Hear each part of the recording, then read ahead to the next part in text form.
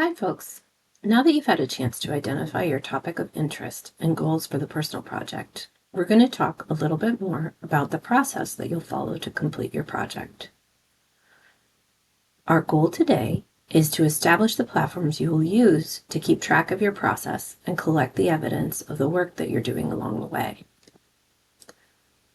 This is important because, as you'll find, the project is assessed based on the evidence you provide of your learning process, and you can't do that if you don't have it organized in one place. We're going to start by establishing a Google folder where you can keep all of your materials for the personal project. This will ensure your materials are shared with your supervisor and don't get lost. At this time, you should go to your Google Drive and create a new folder called Personal Project in your name.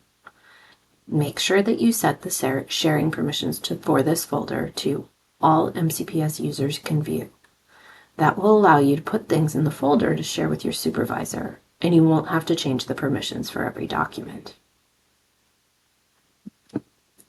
Once you have the sharing permissions set correctly, go to your Canvas classroom and add the link to the folder to the assignment that says Create Your Google Folder. Take a moment to pause this video and do this, and then come back to learn about what will be going in that folder.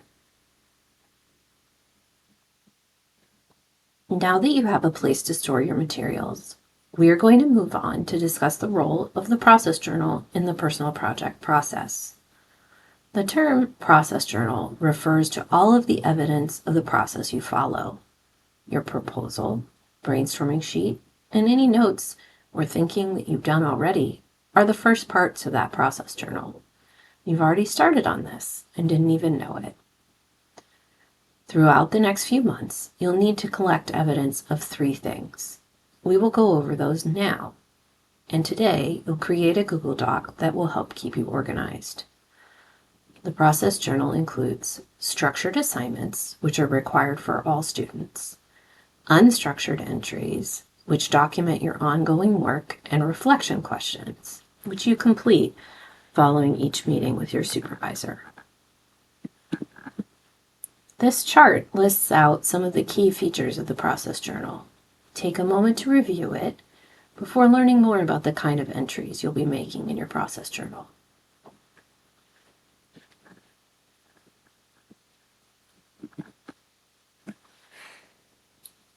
As part of your process journal, you'll complete 5 required assignments on a designated Canvas classroom. Structured entries are in common across all students, and they relate to your learning goal. They are tasks or activities that help you show your skills as you're learning more about your topic of interest. Unstructured entries are your opportunity to show how you're applying skills to develop your final product or outcome. This will look different for each student depending on the kind of project you're pursuing. The third kind of entry are reflection questions. These are questions that you'll discuss with your supervisor at particular times in the process. You should prepare them in advance and discuss them with your supervisor. So how do you keep all of that organized?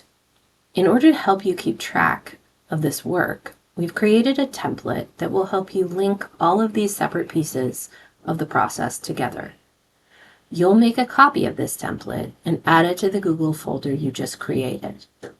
Make sure that the sharing permissions are correct. It should be set so all MCPS users can view. Pause now and make a copy of this template. Add a link to the Canvas assignment and click Submit. You will notice that the document has 3 tabs.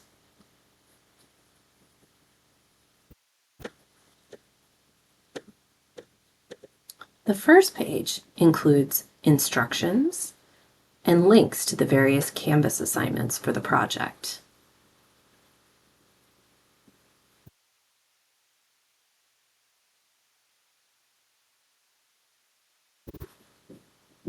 The second tab includes a reminder about the purpose of unstructured entries and what you might want to include here.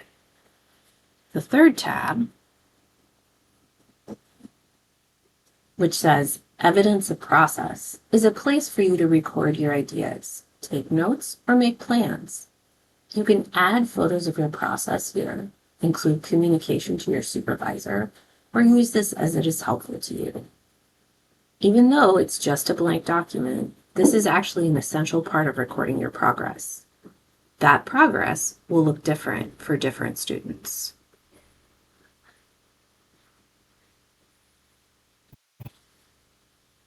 Throughout the process, the structured and unstructured assignments will help you develop your approaches to learning skills. ATL skills are your learning how to learn skills. They're the skills that you are using to organize your daily work, to prioritize tasks, and to help you be successful in your classes and in daily life. Sometimes you're learning about these skills explicitly, but other times you're using them without really even thinking about them. The structured assignments in the personal project encourage you to work on these skills at particular points in the process when they're most likely to be needed. Take a moment to look at the structured journal assignments that are built into the planning module on Canvas. These assignments are related to demonstrating your research skills. You'll need to establish a bibliography, and you will also need to create an action plan and a set of criteria by which you'll measure your success. We'll discuss this in more detail at a later time. Taken together, the ongoing work that you do in the project forms a cycle of independent and guided inquiry. You start by thinking about what you've done and want to do, as you did in the proposal and brainstorming activities. Then you take action on your ideas, which you'll be doing in the next 2 structured journal assignments coming up. When you've done some work, you'll consult with your supervisor, who's there to help you guide you through the process and provide feedback on your progress. Once you've consulted with your supervisor, you'll reflect on what you've done and achieved so far, your progress, and decide what to do next.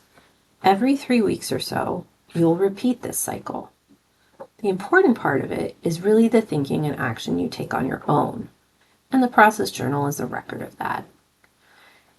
For feeling stuck, you can click on the link below for a short video that I made for teachers to tell them what I learned from the time that I tried to do a personal project and discovered just how hard it can be to pick an appropriate goal and a topic that's achievable within the time frame. So what should you do now? Today, you'll create the systems to help support your organizational skills. Those include the process journal and Google folder. You'll also begin doing some preliminary research into your topic to help you narrow down your goals and interests. You'll be checking in with your supervisor soon, and at this meeting, you'll be discussing the revised goal and plan to make progress through your project.